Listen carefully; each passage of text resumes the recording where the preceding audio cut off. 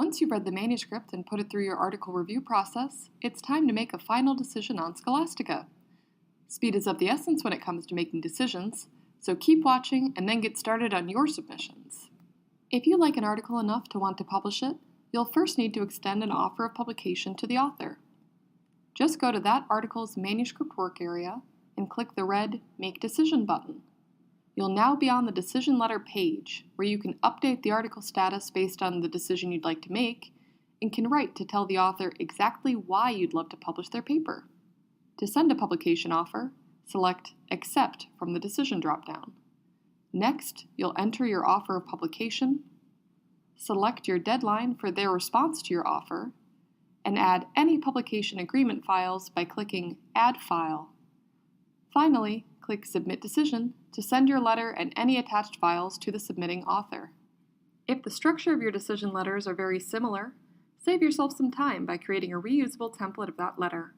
To create template letters that can be saved across the account and accessed by all of your editors, just go to any manuscript that is under review and click Make Decision. Once you're on the decision letter page, click the pencil-shaped icon next to the title of the template you'd like to edit. Enter a descriptive title to make it easy to find the template later, and then enter the template letter itself. You can use the merge tags to make customizing your decision letters easy without fear of misspelling an author's name or article title. To use the merge tags, just copy and paste the exact text from the list on your right into your template letter. Then, when you use the template later, the fields you've entered will be automatically pulled into the decision letter. Authors will receive your publication offers and can then respond to your offer within Scholastica. Here's what it looks like when you've extended a publication offer. And then what it looks like when the author has accepted the offer. And finally, what it looks like when the author has declined your offer. There are two ways to make rejection decisions on multiple articles at once. Quick rejecting allows you to reject more than one selected article at a time. To use the quick reject function, the admin editor for your account will first need to enter a quick reject template by going to My Journals, Settings, Configuration Options, and scrolling down to the Enter or Edit Quick Reject Template button. They'll enter their rejection letter there and can use the merge tags on the right to ensure that when the letter is sent to the desired authors, the custom content like name and manuscript title will be pulled into the letter. Once the quick reject template is in place, any editor for the journal can quick reject articles by going to the manuscript table and clicking the rows for the articles they'd like to reject. With all of the chosen articles highlighted, select Quick Reject from the Bulk Actions dropdown.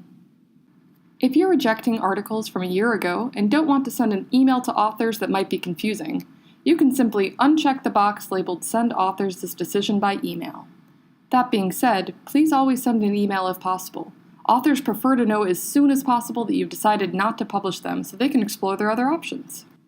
Mass rejecting should be done once you've finished reviewing all of the articles in your box and are ready to issue a rejection to all articles that are still under review in your manuscript table.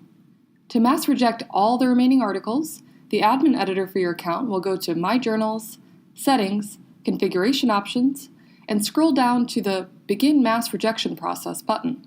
There you'll enter the rejection letter, making sure to use the merge tags to customize it. Then just click to reject the remaining manuscripts. If you have any questions or difficulty accessing your submissions, please reach out to me at support@scholasticahq.com for help.